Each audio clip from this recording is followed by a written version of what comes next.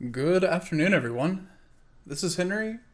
As we get into tonight's video review, I've got to be pretty honest in telling you that as we prepare for Thursday and Friday, I don't necessarily know exactly which move to tell you to look for.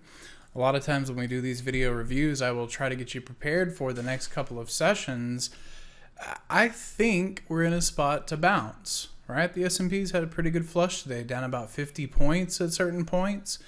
A little bit of a recovery into the end of the day. But the biggest wrench that is going to be thrown into any type of a real rally, especially in tech, is cautionary because of this TNX. As we see short-term rates continue to rise, the pressure that this can put on tech is a very real thing. So I look at this telling you that I believe targets up into 48 and then 50 are where we're headed before the immediate focus. It's just previous swing highs that have provided resistance. Now, I think this is also a spot where, given enough time, like a couple of weeks or several weeks, maybe a couple of months, that destination in TNX is probably where we're going. But do we go there into the witching expiration? That's a more complex question. Of course, remember that price always leads, so follow price first. But then do also consider things like the put-call ratio, right? So today we saw that put-call well up above 1.0, and it's a spot where I believe if you can get enough of a focus, and everyone's saying, the seasonality for this month tends to be bearish. We can see all of this put volume coming in. There may actually still be some reasons to buy. So it's just a couple data points, something I'm going to need to take Thursday and Friday and see if it can turn into more. But then from there, what I want to watch is AMD. So here in AMD, we can see they've been sitting on 110, pretty solid.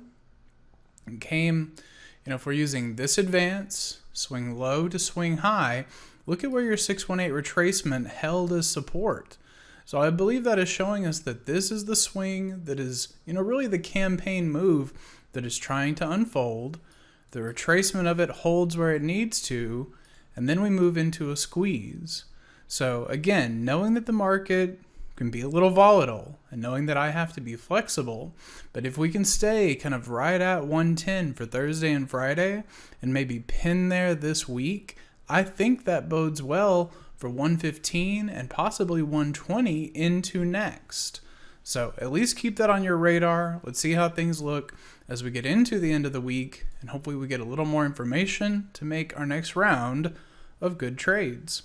But I hope that helps. You guys have a great rest of your evening, and I hope to see you in the rooms tomorrow. Hey traders, this is Henry with simplertrading.com. I wanted to thank you for watching today's video. I hope you found it helpful. And if so, be sure to click the like and subscribe buttons down below. If you would like to also see me putting these ideas into action and trading my own account live in front of you, be sure to sign up at simplertrading.com, and I hope to see you in the chat room sometime soon.